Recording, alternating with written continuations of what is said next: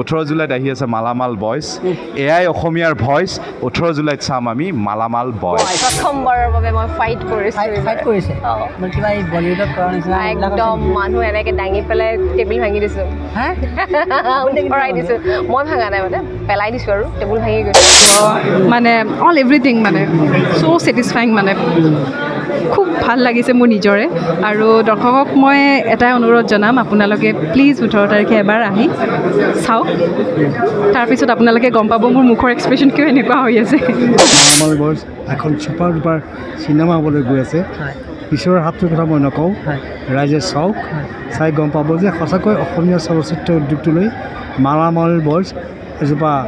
বটবৃক্ষৰ নিচিনা আহি আছে গতিকে অসমীয়া চলচ্চিত্ৰ উদ্যোগটো সজীৱ আৰু শক্তিশালী ৰূপত উপস্থাপন কৰিছে মালামাল বয়জে ছবিখনৰ ট্ৰিটমেণ্ট অতি সুন্দৰ আৰু নতুন প্ৰজন্মৰ পৰিচালক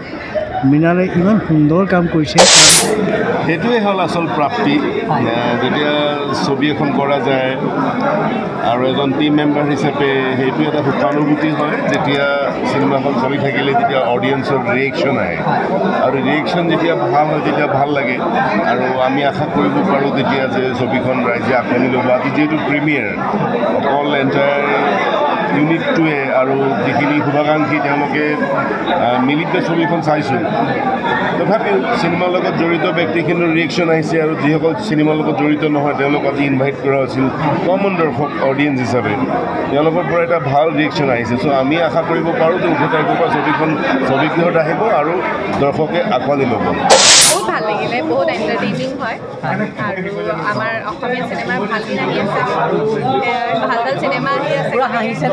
বহুত ফূৰ্তি কৰিলোঁ বিৰাট এনজয় কৰিলোঁ চিনেমাখন সঁচাকৈ মালামাল বয়জে আকৌ অসমীয়া চিনেমাখন নতুন এটা গতি দিব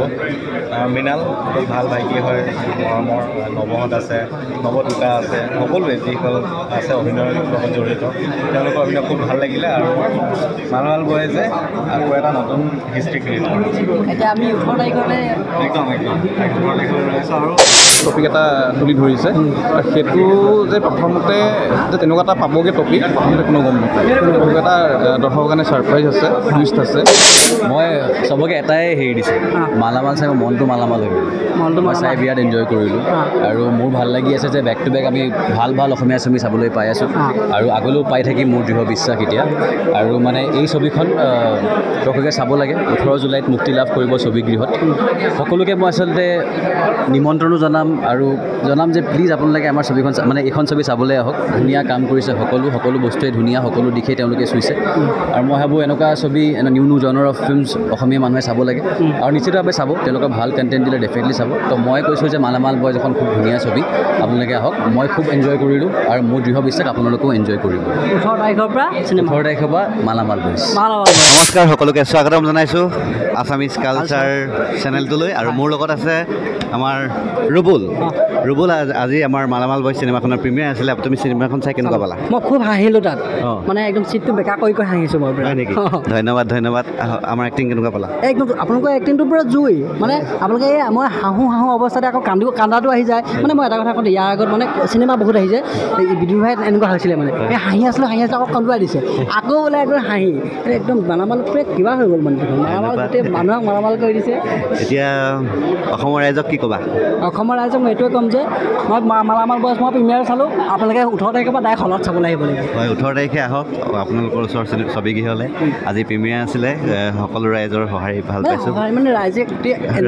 এনজয় কৰিছে গতিকে আপোনালোক আহক আমাক আশীৰ্বাদ দিয়ক 18 জুলাইত 18 জুলাইৰ পৰা মালামাল বয়জ আৰু কিবা সুধিবলৈ আছে যথেষ্ট সুন্দৰ হৈছে চবেই খুব সুন্দৰ অভিনয় কৰিছে স্ক্ৰিপ্টটো বিশেষকৈ মৃণালক ধন্যবাদ জনাব লাগিব মানে স্ক্ৰিপ্টটো খুব টাইট আৰু মানুহক ধৰি ৰাখিব পাৰিছে মই ভাবোঁ এইটো চিনেমাৰ কাৰণে খুব জৰুৰী কথা খুব দৰকাৰী আৰু ফাৰ্ষ্ট হাফলৈকে সকলোৱে আপোনালোকে নিজে দেখিছে ইণ্টাৰভিউলৈ সময়ত হাত তালি বজাইছে আৰু মই যথেষ্ট এনজয় কৰিছোঁ আৰু বহুত কমেডি চিনেমা ডেফিনেটলি কমেডিবিলাক খুব ফ'ৰ্চ হোৱা নাই স্পণ্টেনিয়াছ আছে চিটুৱেশ্যনেল কমেডি হৈছে আৰু script performance is very good খুব সুন্দৰ হৈছে এতিয়া 18 তাৰিখৰ পৰা চিনেমা চাব মানুহে চাব কি ডেফিনেটলি ভাল পাব নিশ্চয় ডেফিনেটলি 18 তাৰিখৰ পৰা চাব মানুহে ডেফিনেটলি চাই ভাল পাব এইটো কিন্তু মই এছুৰেঞ্চ দিছোঁ আহিলোঁ মজা লাগিছে মজা ইণ্টাৰভেল হৈ গ'ল হাঁহিছোঁ হাঁহিছোঁ আৰু লগতে এতিয়া লাষ্টত ইণ্টাৰভেলত এটা মানে দুখৰ চিন আহিছে কিন্তু এতিয়ালৈকে যিমানখিনি চালোঁ ন স্ক্ৰীন প্লে সাংঘাতিক ধুনীয়া মানে এনেকুৱা এটা চিন নাই যিটোত মই ব'ৰ হৈছোঁ মানে ধৰি ৰাখিব পাৰিছোঁ এতিয়ালৈকে বহুত ভাল লাগিছে এতিয়া পাছৰখিনি চাব লাগিব পাছৰখিনি চাবলৈ এক্সাইটেড বহুত হাঁহিছোঁ সঁচাকৈ বহুত ভাল হৈছে বহুত ভাল হৈছে মালামাল বইজ 18 তাৰিখে আহি আছে আপোনালোকে চাব কাৰণ বহুত ভাল হৈছে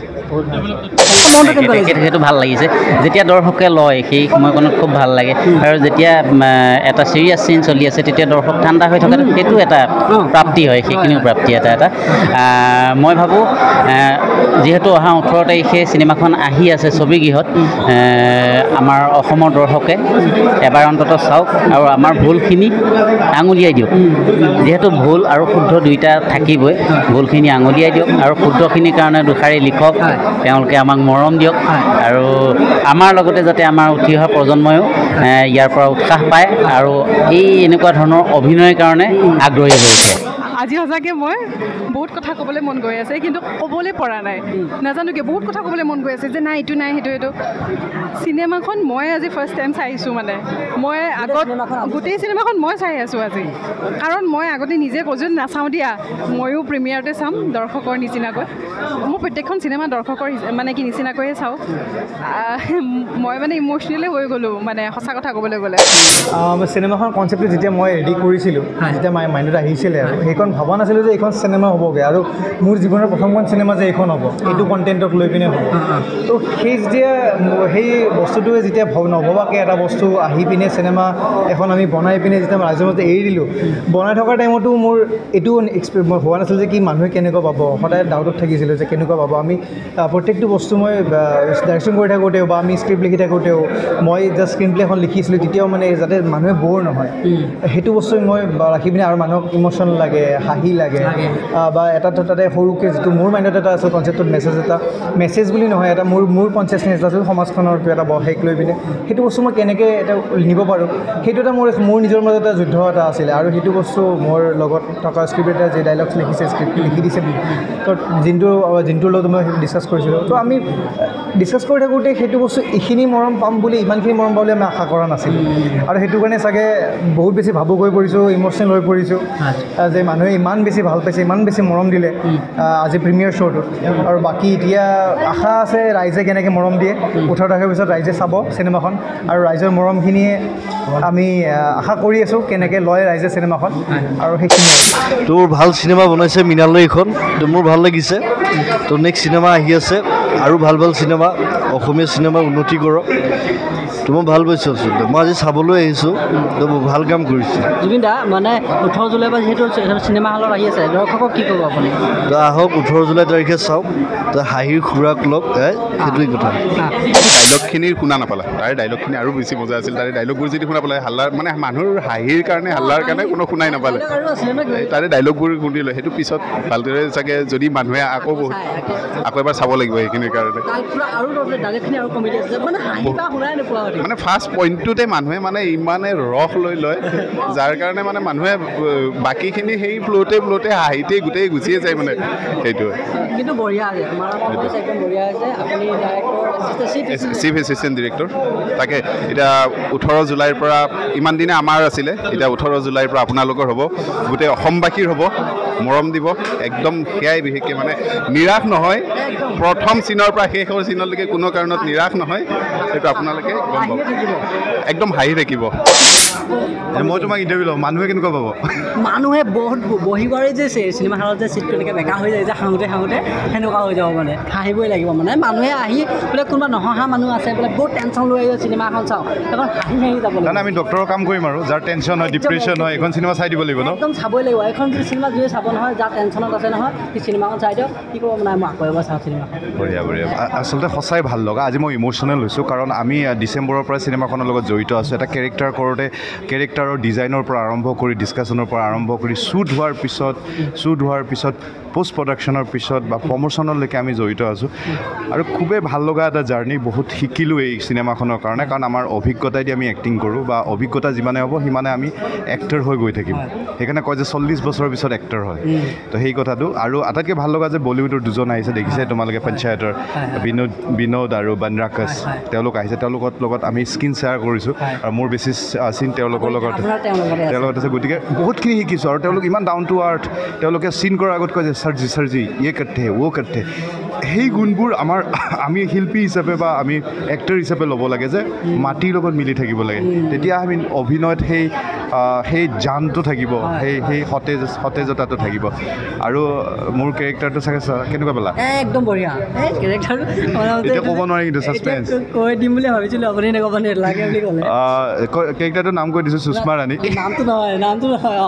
নামটো নাই মই বাকী মানে ভাজবিলাক দেখাম বুলি নেদেখাওঁ নালাগে এইটো ছাছপেন্স যে আপোনালোকে চাব আহিব লাগিব মোৰ কাৰণে নহয় গোটেই চিনেমাখন চাব আহিব লাগিব কথা মানে কৈছোঁ আৰু